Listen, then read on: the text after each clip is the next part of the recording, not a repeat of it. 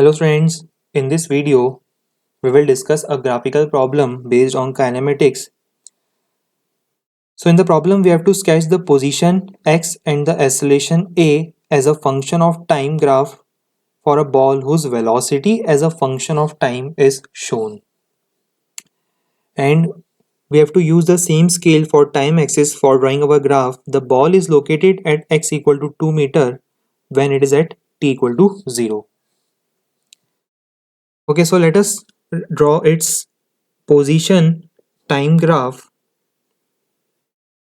with position of the ball taken on y-axis and time is taken on x-axis. Now it is given that at time t equal to 0, the ball starts from x equal to 2. Its initial position is already mentioned to be equal to 2, so we have to start the graph from this point. And now at t equal to 2 seconds, at time t equal to 2 seconds, since we know that the area under velocity time graph gives change in displacement, so its change in displacement will be equal to 4. That is, its final displacement or final position will be equal to 2 plus change in displacement. So at time t equal to 2 seconds, we can say that its new position will be x equals to 6 meters. So we have this second point on the graph at x equals to 6.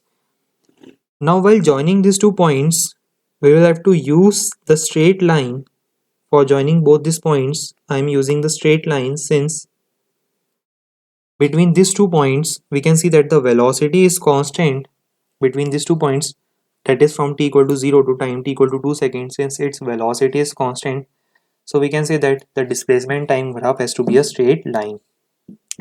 Now from t equal to 2 seconds to t equal to 4 seconds, we can see that the net displacement, the net change in displacement of a particle will be 0, since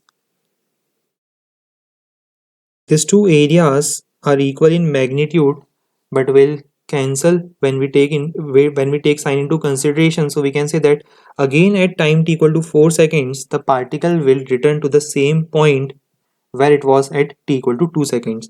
So at time t equal to 4 seconds, the particle will have to again reach the same point, that is at a position of 6. Now since this velocity time graph clearly indicates from t equal to 2 seconds to t equal to 4 seconds, since this velocity time graph clearly indicates negative slope, which means its acceleration is negative. And we know that if displacement time graph is a curve opening downwards, then its acceleration is negative. So for these 2 points, the graph will be a curve opening downwards. So earlier this graph was a straight line, but now from t equal to 2 to t equal to 4 seconds, this graph is a curve opening downwards.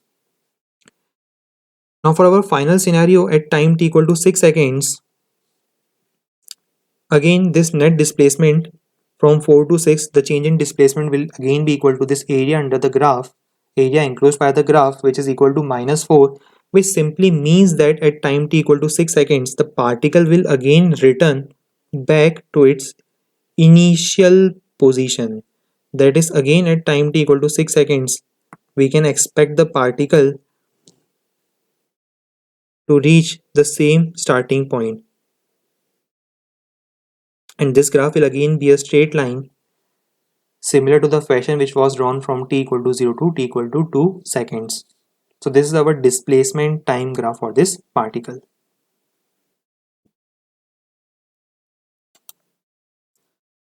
Now for drawing its acceleration versus time graph, it is pretty straightforward. You simply have to find the value of slope of the graph, that is from t equal to 0 to t equal to 2 seconds.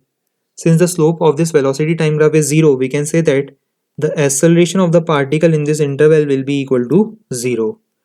Now from time t equal to 2 to 4 seconds, the slope of this graph is equals to, that is from 2 to 4, the slope of this graph, the velocity time graph, is equal to minus 2.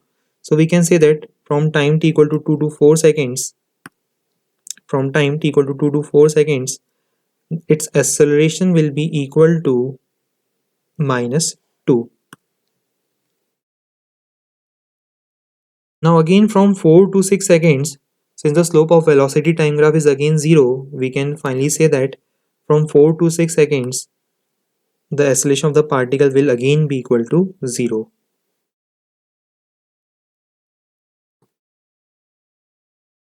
So this is the required acceleration versus time graph for this particle.